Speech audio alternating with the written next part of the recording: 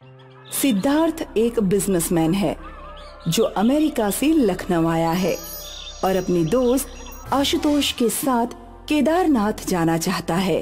वो केदारनाथ में एक बड़ा बिजनेस प्रोजेक्ट बनाना चाहता है जिसमें मंदिर के आसपास shopping mall, 5 star hotel, museum और थिएटर शामिल हैं। सिद्धार्थ का धर्म भगवान न होकर पैसा है। उसका दोस्त आशुतोष एक साधारण टेलर है जो मंदिर में भगवान के कपड़े सीने का काम करता है। आशुतोष धर्म में आस्था रखने वाला शिव जी का भक्त है। सिद्धार्थ, ये तो चमत्कार हो गया। मैंने कुछ दिन पहले ही भगवान भोलेनाथ से प्रार्थना की थी कि मैं उनके दर्शन करना चाहता हूँ। ये भोलेनाथ का नहीं, मेरे पैसों का चमत्कार है। तुम्हें केदारनाथ मैं लेकर जा रहा हूँ। ठीक है यार, तुम माध्यम हो, लेकिन इच्छा पूर्ति तो शिव जी ने की है ना। बिना पैसों के किसी की इच्छा पूर्ति नहीं होती। तुमने सुना नहीं, मंदिरों में भी VIP पास चलते हैं। ये सब पैसों के दम पर होता है। याद रखो, बाप बड़ा ना भैया, सबसे बड़ा रुपया। चलो देखते हैं केदारनाथ के मंदिर तक तुम्हारा पैसा हमें लेकर जाता है या मेरी आस्था। सिद्धार्थ अपनी कार से आशुतोष के साथ केदारनाथ के लिए निकलता है। सिद्धार्थ को अपने रुपयों पर भरोसा है तो आशुतोष को अपनी आस्था पर। दोनों बात करते हुए आगे बढ़ते हैं। आशुतोष, हम तुम्हें मामूली टेलर से ड्रेस डिजाइनर बना देंगे, फिर तुम फिल्मी हीरो हीरोइन के कपड़े डिजाइन करना। नहीं दोस्त, मैं अपने भगवान के कपड़े सीकर ही बहुत खुश हूँ। ये तुमने बोतल में पानी क्यों लिया है? ये 7 नदियों का पवित्र और चमत्कारी जल है। इससे हम शिव जी का अभिषेक करेंगे। जल चमत्कारी कैसे हो सकता है? तुम लोग भक्त से अंधभक्त कब बन जाते हो पता ही नहीं चलता। सिद्धार्थ और आशुतोष बात करते हुए अपनी यात्रा करते हैं कि अचानक कार बंद हो जाती है। सिद्धार्थ कार को देखता है। कार में पेट्रोल खत्म हो गया है। वो हैरान होता है। पेट्रोल कैसे खत्म हो गया? मैं तो टैंक फुल करके निकला था। हे भगवान, अब क्या होगा? यहाँ तो दूर दूर तक कोई पेट्रोल पंप नहीं है और रात होने वाली है। डोंट वरी, इतने छोटे से काम के लिए अपने भगवान को परेशान मत करो। मैंने कहा ना, पैसों में बहुत दम होता है। अभी देखो, पेट्रोल पंप खुद चलकर यहाँ आ जाएगा।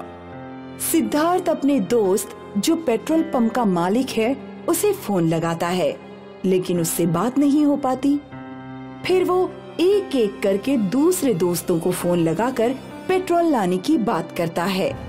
आखिर में आशुतोष अपनी वो बोतल उठाता है जिसमें 7 नदियों का पानी है और सिद्धार्थ से पेट्रोल की टंकी खोलने को कहता है। सिद्धार्थ, पेट्रोल की टंकी खोलो। क्यों? मैंने कहा था ना, हर जगह पैसा काम नहीं आता। सिद्धार्थ पेट्रोल की टंकी खोलता है। आशुतोष उसमें एक ढक्कन जल डालता है और खुद कार में आकर बैठता है। सिद्धार्थ भी कार में बैठ जाता है। अरे, पेट्रोल की टंकी फुल हो गई है। तुम जादूगर कब से बन गए? मैं जादूगर नहीं हूँ, ये तो बस भोलेनाथ की कृपा है, आस्था का चमत्कार है। चलो, हमें रात होने से पहले यहाँ से निकलना है। आशुतोष कार स्टार्ट करता है। दोनों कार से आगे चले जाते हैं। रात होने पर एक होटल में रुककर फ्रेश होते हैं। अगले दिन सुबह सिद्धार्थ और आशुतोष होटल से निकल जाते हैं और एक केदारनाथ मंदिर के पास एक खेत का प्लांट देखते हुए पहुंचते हैं।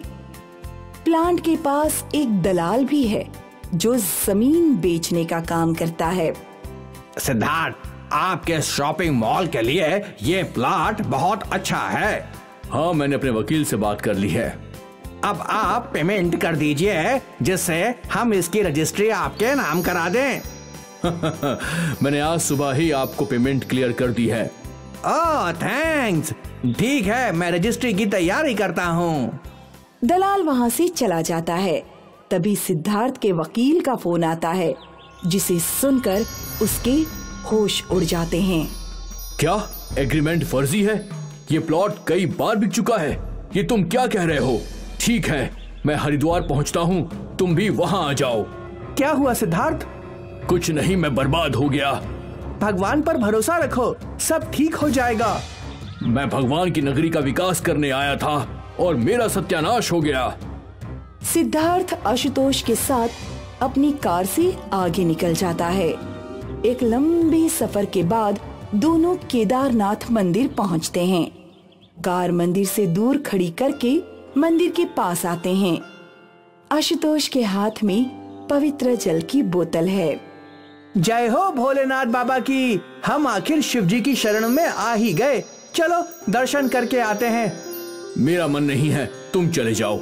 सिद्धार्थ, तुम्हारा अहंकार अभी तक खत्म नहीं हुआ। जरा सोचो, तुम बिजनेसमैन बनकर लखनऊ से चले गए थे और यहाँ आते आते कंगाल हो गए। शिव जी के सामने भिखारी बनकर खड़े हो। तुम्हें अपनी दौलत पर बहुत घमंड था। चलो खरीदो, यहाँ क्या खरीदना चाहते हो बताओ?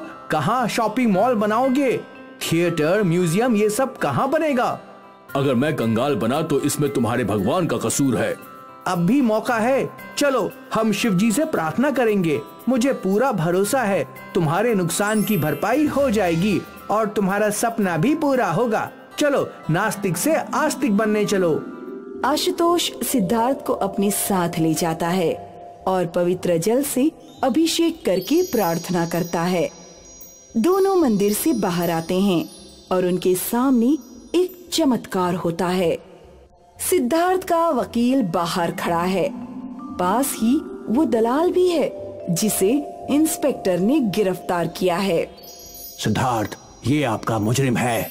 हाँ, इसने आपसे लिया हुआ रुपया भी वापस कर दिया है। अरे इतनी जल्दी ये सब कैसे हो गया? दोस्त, इसी को चमत्कार कहते हैं। हाँ सचमुच, ये शिवजी का चमत्कार है।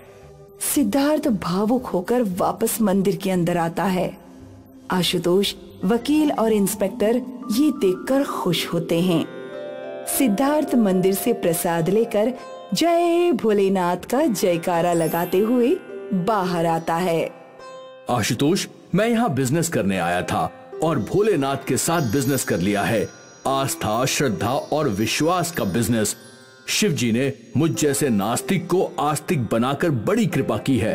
अब मैं यहाँ 5 स्टार होटल नहीं, एक भव्य मंदिर और धर्मशाला बनाऊंगा और यहाँ रहकर भोलेनाथ के भक्तों की सेवा करूंगा। अब यही मेरा बिजनेस होगा। जय जय भोलेनाथ। जय जय भोलेनाथ।